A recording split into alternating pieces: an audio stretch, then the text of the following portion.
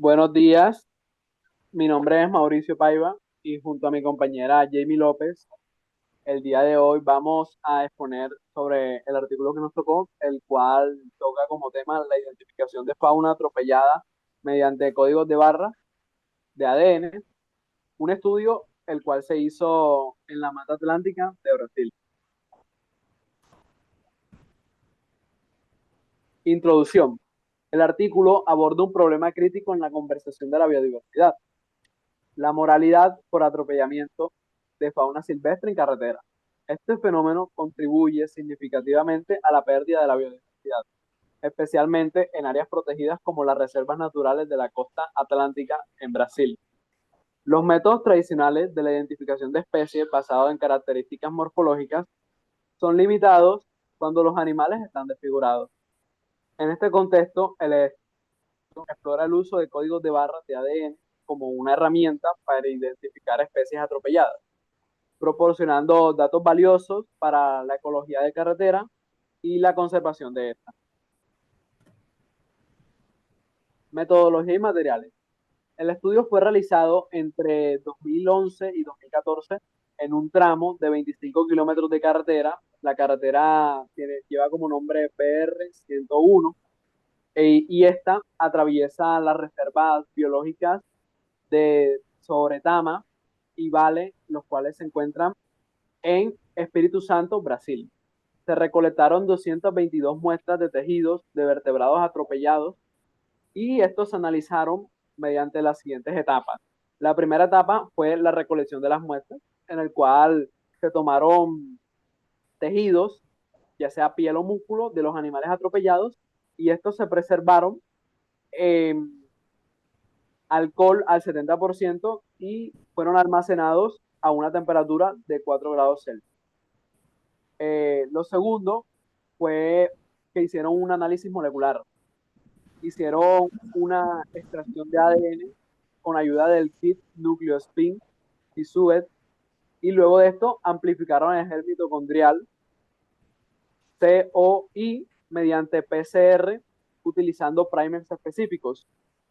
Por último, hicieron una secuenciación con un analizador genético y un análisis de las secuencias en la plataforma Vericode of Life Data System, el cual lleva como abreviatura BLOCK. Y el tercero fue que hicieron un criterio de identificación. Las muestras con más del 99% de similitud en BLOCK fueron consideradas idénticas, mientras que las muestras con menos del 99% de similitud, en esta se utilizó un árbol de agrupamiento filogenético para verificar la identidad. Bueno, pasando a los resultados de este artículo, primero que todo, las muestras que ellos recogieron fueron 222 muestras. Pero de estas 122 muestras analizadas, solamente 138 pudieron identificarse usando códigos de barra de ADN y BOLD. De estas 138 especies, aquí podemos ver que de estas 138, solo 131 mostraron una similitud superior al 99%. Y otras 7 no mostraron, o bueno, mostraron menos del 99% en la base de datos de BOLD. En estos últimos casos se analizó el árbol NJ para considerar las muestras identificadas. De estas muestras, 84 muestras no pudieron identificarse en lo absoluto. Aquí solamente tenemos algunas muestras, que son estas que nos dicen que no, este no significa que no pudieron identificarse en lo absoluto, es decir, que no les arrojó absolutamente nada. Pero el resto de muestras sí pudieron generar un buen resultado y pudo considerarse el árbol NJ.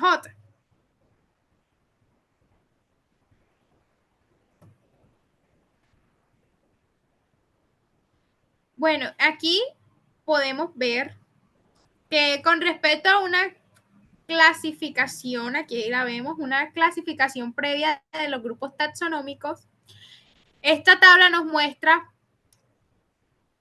por ejemplo, acá, que de 40 muestras de mamíferos no voladores, que es la primera que tenemos aquí en la tabla, de estas 40 muestras, solamente fueron identificadas 35 mediante estos códigos de barra de ADN. Y de acá, de 50, solo se pudieron identificar 28 y así sucesivamente. Es lo que quiere decir esta parte de la tabla.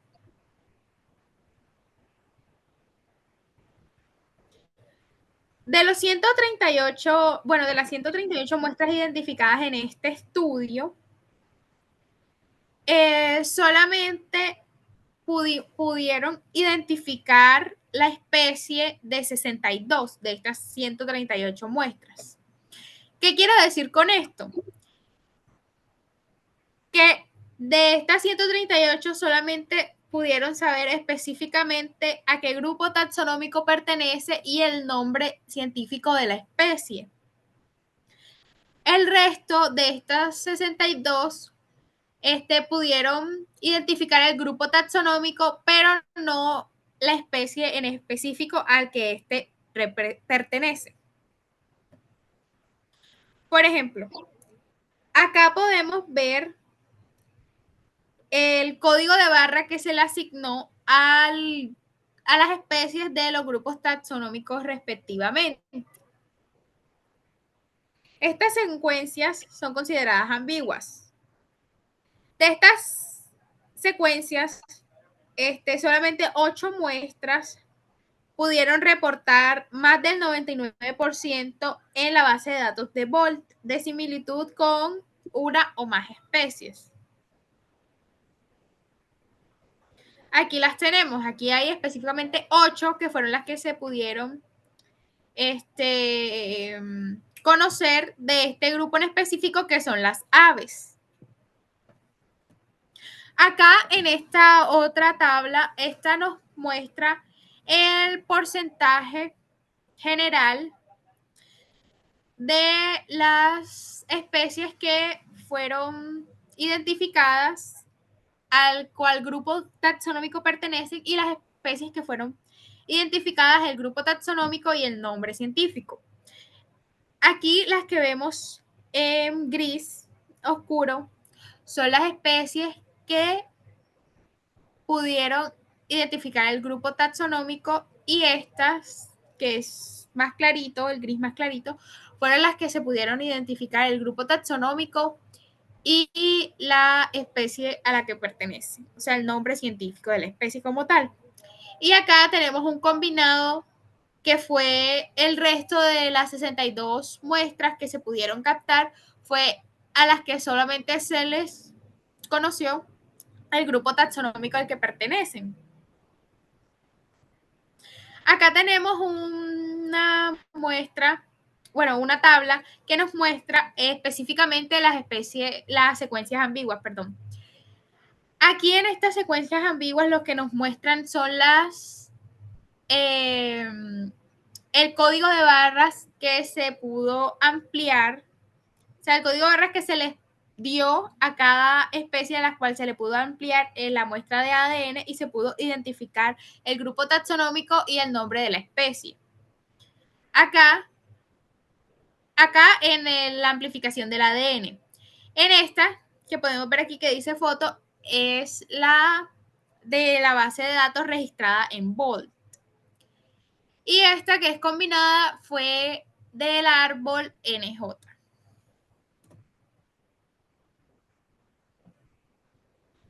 La conclusión a la que llegamos luego de leer el artículo es que mediante el uso de códigos de barras de ADN, esta herramienta demostró ser muy eficaz para identificar especies detalladas, especialmente en contextos donde los métodos morfológicos fallan.